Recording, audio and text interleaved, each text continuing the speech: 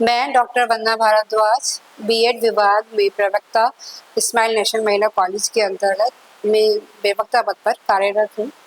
मैं आज आपको बीएड की छात्राओं के लिए सेकेंडरी एजुकेशन के विषय में, जो कि हमारा कंटेम्प्रेरी सिलेबस के according contemporary system in India के अंतर्गत आती है, जिसका कि कोड 101 है, जो कि ये टॉपिक हमारा यूनिट 5 से लिया गया है। Secondary education, what is secondary education? पहले मैं आपको बताना चाहूँगी कि सेकेंडरी एजुकेशन जो है हमारा 9 से लेकर क्लास 9 से लेकर क्लास 12 तक इसका स्तर होता है और ये बहुत इम्पॉर्टेंट होता है। और बट डिटेल में हम आप स्लाइड्स के द्वारा इसके विषय में अध्ययन करेंगे। यहाँ स्लाइड्स में शो हो रहा है सेकेंडरी इंट्रोडक्शन सेकेंडरी एजुकेशन का। Secondary education acts as a bridge between elementary and higher education. ये एक ऐसा पुल है, एक ऐसा ब्रिज है जो कि हमारा मिडिल एजुकेशन और हायर के बीच का एक पुल है, जो मिडिल से ऊपर और हायर से कम, यानी कि जोड़ता है दोनों एजुकेशन को। जो हर विषय के जिस कंसेप्ट को हमने मिडिल एजुकेशन में पढ़ा है उसका थोड़ा सा लेवल हाई, उसका डिटेल्स में हम सेकेंडरी एजुकेशन में अध्ययन करते हैं, पढ़ते हैं या सीखते हैं। और इसीलिए इसको कहा गया है, इस एजुकेशन को, कि ये एक पुल है जो माध्यमिक शिक्षा और उच्च शिक्षा के बीच का सेतु का कार्य करता है। अब इसके की फोकस जो हमारे सिलेबस के अकॉर्डिंग, जो हमारा आपके बीएड के सिलेबस में है, 3 पॉइंट्स हैं जो सेकेंडरी एजुकेशन के अंतर्गत आते हैं। एक्सपेंशन एंड डिफरेंशिएशन ऑफ कैरिकुला, यानी कि पाठ्यचर्या का विस्तार और विविधीकरण। यहाँ हम बात करेंगे पाठ्यचर्या का, कि हमारा जो कैरिकुलम है उसका जो एक्सपेंशन है, जो पाठ्यक्रम में चीज़ें रखी गई हैं वो किस तरह की हो और किस तरह की होनी चाहिए। तो माध्यमिक स्तर पर अलग तरह की होती हैं, प्राथमिक स्तर पर अलग होती हैं, उच्च शिक्षा स्तर पर अलग होती हैं।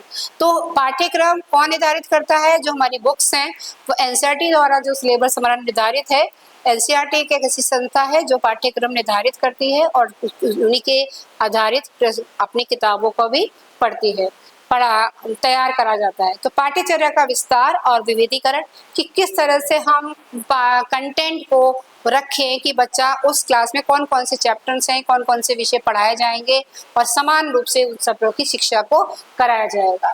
पाठ्यचर्या में भेदभाव, किस तरह से कंटेंट में भेदभाव, मतलब लड़कियों का अलग, लड़कों का अलग। तो ये हमारा कि इसके विषय में हम आगे पढ़ेंगे। थर्ड है शिक्षा का व्यवसायीकरण, कि शिक्षा का जो व्यवसायीकरण, जैसे कि आज के समय में लगभग काफ़ी कुछ व्यवसायीकरण शिक्षा का आ चुका है। जो आज की हमारी शिक्षा नीति है वो काफ़ी हद तक व्यवसायीकरण के रूप ले चुकी है, इसीलिए हमारा स्किल डेवलपमेंट प्रोग्राम कराए जा रहे हैं। अब एक्सपेंशन, हम बात करते हैं serial wise. First topic expansion and differentiation of curriculum. Expansion means adding new subjects, differentiation curriculum for groups, यानी कि नए विषयों को जोड़ना और विभिन्न समयों के लिए अलग अलग पाठ्यक्रम।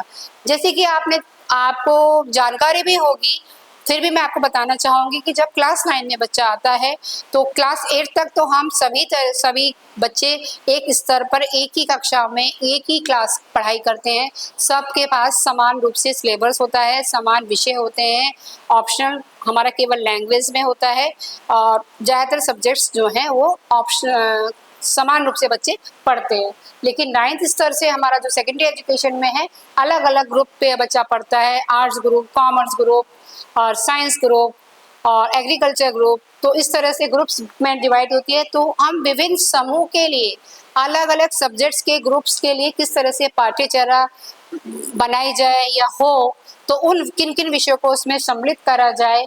तो और हम नए विषय को समय की, जैसे कि आज कंप्यूटर का युग, आज की ये सदी कहलाती है, तो कंप्यूटर के सारे विषयों को हमने बीएड में भी आईसीटी को जोड़ दिया गया है।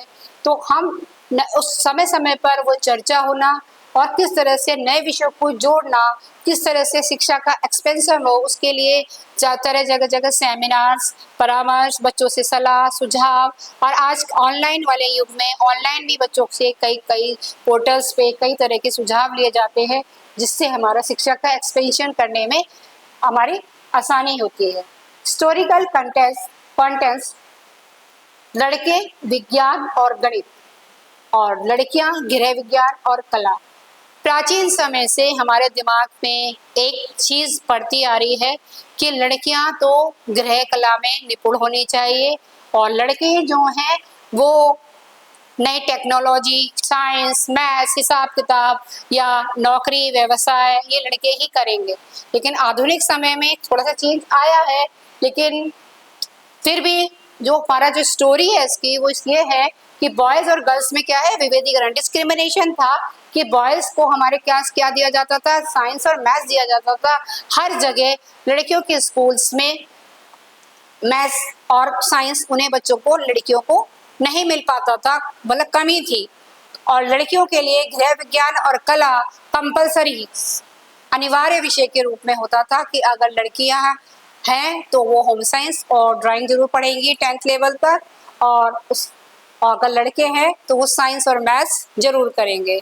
तो ये एक उनके लिए लैंगिक भेदभाव जो चलता आ रहा था वो आज के समय में नहीं है। एक्सपेंशन ऑफ कैरिकुला, यानी कि न्यू कंप्यूटर प्रौद्योगिकी और वाणिज्य जैसे नए विषय। जैसे अभी मैंने बताया कि आधुनिक समय में अपनी सोच और विचार और तकनीकी के आने के कारण, तकनीकी प्रयोग के कारण कंप्यूटर और वाणिज्य जैसे नए विषयों को सिलेबस में विस्तार रूप से शामिल किया जा रहा है। अभी भी काफ़ी जगह इस तरह के प्रबंध नहीं हो पाए, इनके चैलेंजेस भी हैं, कुछ कमियां भी हैं, वो आगे इसमें आगे अगली स्लाइड्स में पढ़ेंगे। तो जो कंप्यूटर प्रौद्योगिकी और वाणिज्य जैसे नए विषय को भी आज की एजुकेशन में जोड़ा गया है शिक्षा का प्रसार करने के लिए या कैरिकुलम को एक्सपेंड करने के लिए। तो मॉडर्न पर्सपेक्टिव, अब इसका मॉडर्न पर्सपेक्टिव मैंने बताया कि पुराने में और नए में बहुत ज़्यादा अंतर है। यानी कि पहले क्या था, लड़की और लड़कियों की शिक्षा अलग अलग तरीके से होती थी। कई परिवारों में तो लड़कियों को स्कूल भी नहीं भेजा जाता था। तो अब मॉडर्न कंसेप्ट क्या है, मॉडर्न कंसेप्ट में जब अब लड़कियों की एजुकेशन पर लड़कियों को जैसे कि चल रहा है कि बेटी बचाओ बेटी पढ़ाओ, इस तरह के अभियान चलाकर तो सूची और योग्यता के आधार पर विभेदीकरण, अब लिंग भेदभाव के अनुसार शिक्षा ना होकर बच्चे की रुचि पर ध्यान देकर उस बच्चा अपने इंटरेस्ट से उस सब्जेक्ट को डिसाइड करता है, चाहे वो लड़की हो चाहे वो लड़का हो। तो रुचि और योग्यता के आधार पर विभेदीकरण करा जाता है सिलेबस का। तो मॉडर्न पर्सपेक्टिव कहता है कि हम लिंग भेदभाव ना कर एजुकेशन में उनकी रुचि और योग्यता के आधार पर बच्चा क्या कर सकता है। तो कई स्कूलों में टेस्ट के द्वारा भी एडमिशन्स होते हैं, प्रवेश लिए जाते हैं, या 8th क्लास की मेरिट के आधार पर मेरिट बनाकर, तो इस तरह से बच्चों की योग्यता को उन्हें प्रमाणित करना पड़ता है अपने सब्जेक्ट लेने के लिए। उसके बाद हमारा भी हम बात कर रहे हैं डिस्क्रिमिनेशन की। तो यहाँ पर एक पॉइंट है पाठ्यचर्या में असमान व्यवहार। तो वो भी मैंने फिर यहाँ पर मैं दोहराना चाहूंगी कि पुराने मतलब पहले से चलती आ रही है कि लड़कियों के लिए एक माइंड सेट है सबका कि लड़कियां ये काम नहीं कर सकती, जबकि आधुनिक मॉडर्न कंसेप्ट कहता है कि हर क्षेत्र में लड़की ने अपने आप को साबित किया है कि किसी कैन डू, कि वो कर सकती है, और बहुत सफल रूप से काफ़ी सारे हमारे पास उदाहरण हैं जो कि उन्होंने अपने एक ऐसे चीज़ों को कर समाज में उदाहरण प्रस्तुत किया है कि लड़कियां भी हर तरह की चीज़ों में शामिल हो सकती हैं या हर कार्य को कर सकती हैं। तो पाठ्यचर्या में असामान्य विगाड़, अनइक्वल ट्रीटमेंट इन कैरिकुलम। तो कैरिकुलम में अलग अलग, जैसे कि मैंने भी बताया था कि होम साइंस और मैथ्स, लड़कियों को होम साइंस, जबकि अब उल्टा हो गया है, अब लड़के होम साइंस की तरफ ज़्यादा जा रहे हैं और लड़कियां जो है मैथ्स और साइंस की तरफ, टेक्नोलॉजी की तरफ ज़्यादा पहुंच रही है। यानी कि forms of discrimination, access content teachers expectation, यानी कि पहुंच, सामग्री, शिक्षक और अपेक्षाएं। यहाँ हम डिस्क्रिमिनेशन की लगातार बात कर रहे हैं। तो इसमें जो डिस्क्रिमिनेशन जो अभी तक पहुंचा है वो शहरों में काफ़ी हद तक हम अभी सरकार बहुत सालों से चल रही है इस भेदभाव को कम करने में, लेकिन फिर भी अभी शहर गाँव में या बहुत रूरल एरिया में अभी इस भेदभाव को हम लोगों की मानसिकता से उसको अलग नहीं कर पाए हैं। लेकिन कोशिश जारी है, तो कभी ना कभी ये चीज़ें दूर होंगी, लेकिन हम फिर भी बहुत पहले के प्रयासों में काफ़ी हद तक सफल हुए हैं। अब बहुत लड़कियों को अब बाहर पढ़ाने भेजने लगे हैं, ट्रेनिंग कराने लगे हैं। लड़कियों को अब स्कूल पहले घर से बाहर बिल्कुल नहीं भेजा जाता था, और अब शहरों से बाहर जाकर भी लड़कियां नौकरी कर रही हैं। महिलाएं अपना सीख रही हैं, उनको अवसर प्रदान मिल रहा है। महिलाओं के लिए बहुत ज़्यादा अवसर हैं जहाँ पर महिलाओं ने अपने अलग अलग क्षेत्रों में, जहाँ पर कि उनको ये कहा जाता था कि महिलाएं कार्य नहीं कर सकती, उन्होंने अपने आप को साबित भी किया है और बहुत अच्छा वो प्रदर्शन कर रही हैं। हमारे देश की जो आज की फाइनेंस मिनिस्टर हैं श्रीमती निर्मला सीतारमण जी, तो उनको ही देख लीजिए कि वो हमारी इकोनॉमिक्स हैं, पहली वित्त मंत्री हैं, तो उन्होंने भी एक महिला का निर्धारण है। इससे पहले सुषमा स्वराज जी थी, जो कि हमारी रक्षा मंत्री के उसमें थी। तो इस तरह की चीज़ें जो हमारे को उदाहरण जब सामने आते हैं, कल्पना चावला है, बहुत सारे ऐसे उदाहरण हैं कि शायद ये स्लाइड छोटी पड़ जाए। तो आज के समय में महिला बहुत जगह सशक्त हो चुकी है, डिस्क्रिमिनेशन खत्म हो गया है। तो वही सामग्री कहलाती है जो हमारी मानसिकता है, वो जो हमारे समाज की सोच थी कि वो क्या कहेगा, या मेरी लड़की बाहर जाएगी, आएगी, जाएगी, शादी कैसे होगी, ये सारी चीजें सामग्री है। और सामग्री हमने क्या एकत्रित करी कि लोगों में मानसिकता डेवलप करी कि लड़कियां भी कर सकती हैं, लड़कियों को भी समान शिक्षा का अधिकार है, या लड़कियों को भी कराना चाहिए। शिक्षक उपेक्षाएं अब टीचर्स, और इस चीज की स्टार्टिंग हुई स्कूलों से। स्कूल ही ऐसी माध्यम है, टीचर ही एक ऐसा माध्यम है जहाँ से हम समाज की सोच बदल सकते हैं। तो शिक्षक में अपेक्षाएं भी लड़के और लड़कियों की दोनों को बराबर क्लास में, तो सह शिक्षा प्रणाली जब से ज्यादा हुई है तब से ये चीजों का वो हुआ है।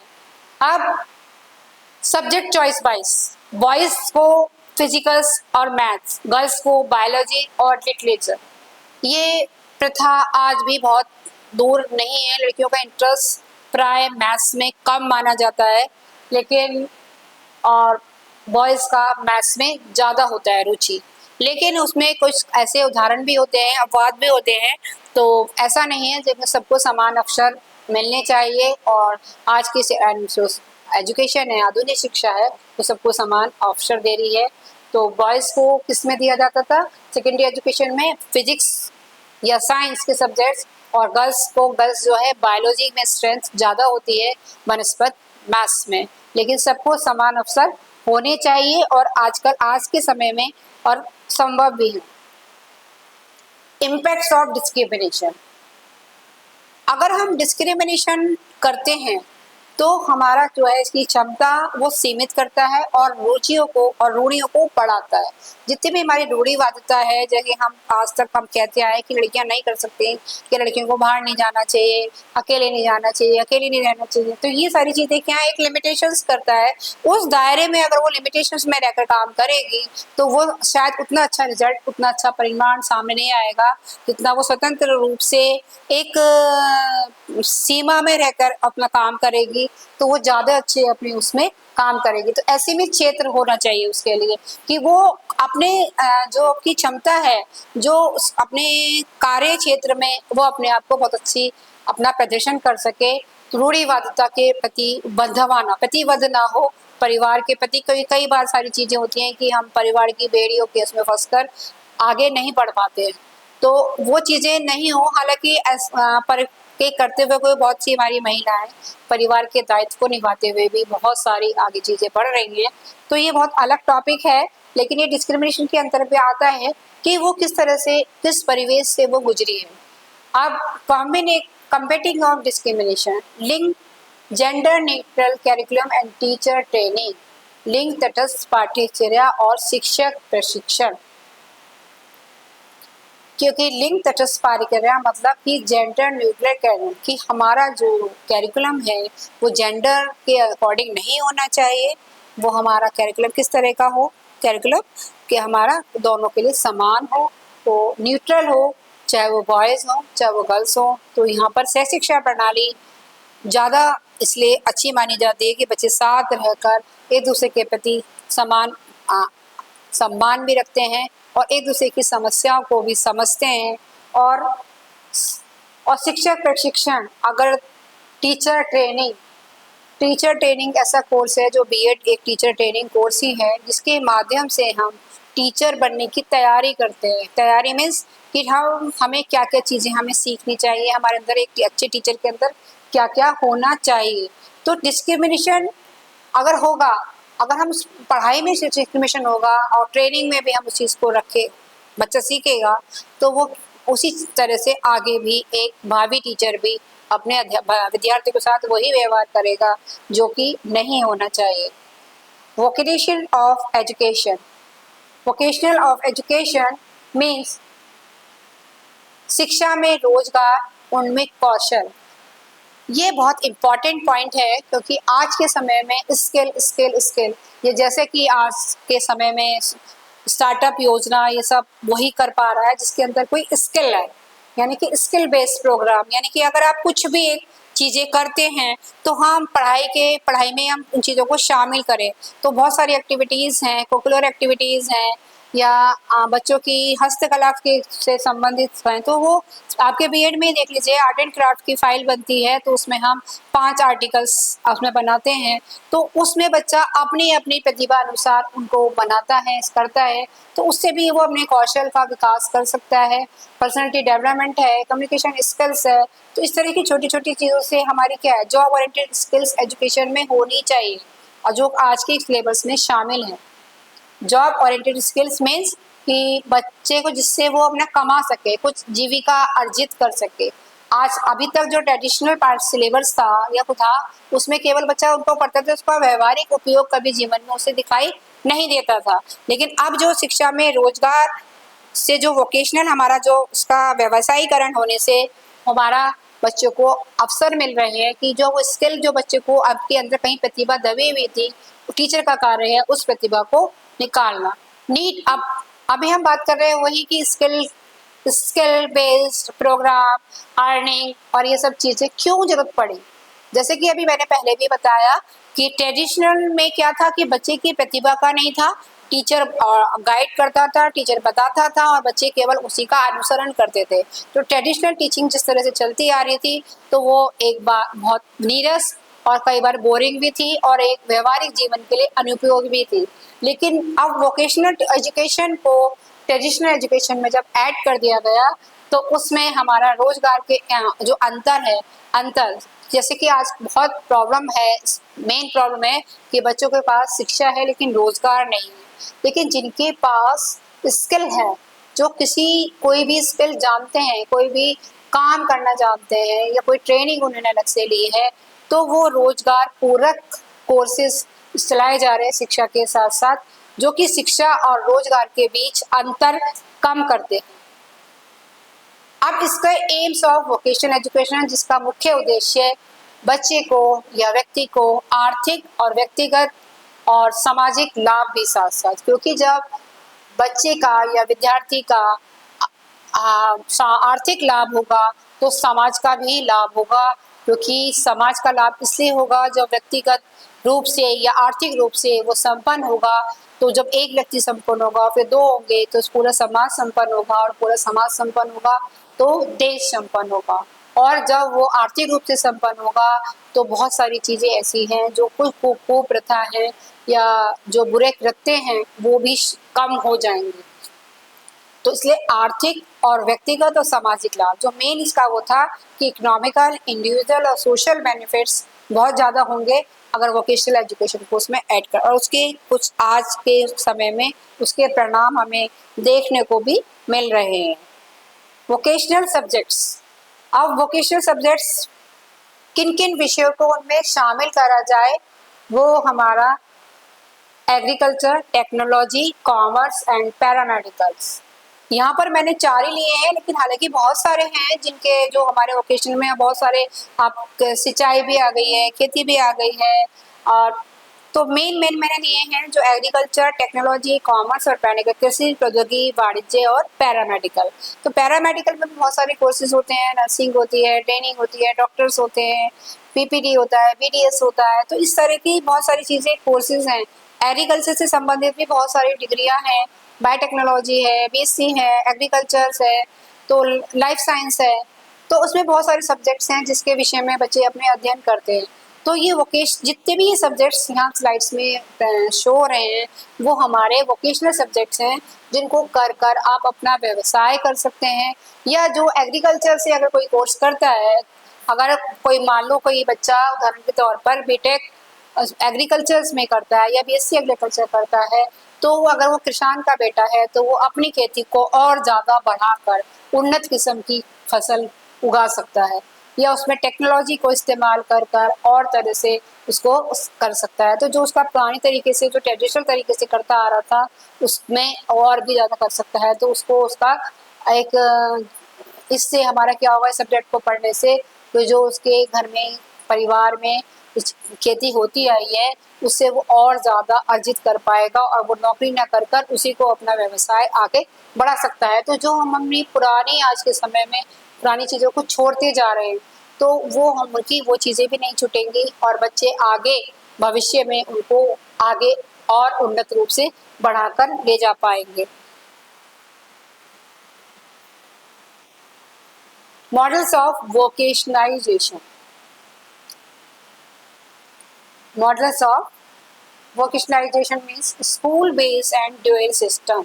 स्कूल आधारित और दोहरी प्रणाली, यानी कि जो विद्यालय में जो दोहरी प्रणाली मतलब जो चलती है, ऑनलाइन ऑफलाइन, या लड़की और गर्ल्स और बॉयज़ की इसके बाद, तो वो हमारा व्यवसायीकरण मतलब कि शिक्षा भी हो और व्यवसाय के विषय में भी उन्हें ट्रेनिंग दी जाए। तो समुदाय, समाज में जाकर एक्सटेंशन एक्टिविटीज़ या समाज में उनके सोशल वर्क, ये सारी चीज़ें भी हमारे चले। तो स्कूल के उस पर ही, स्कूल के स्तर पर ही उन्हें बच्चों को उस सारी चीज़ों को सिखाएंगे। अब हम बात करते हैं कि जो भी हम अभी तक मैंने बताया कि आपको पुराने समय से और नए एजुकेशन में जो भी फ़र्क है, वो आज टेक्नोलॉजी और डिस्क्रिमिनेशन कम हुआ है, ये सब चीज़ें। तो उसमें हमारे चैलेंजेस क्या हैं?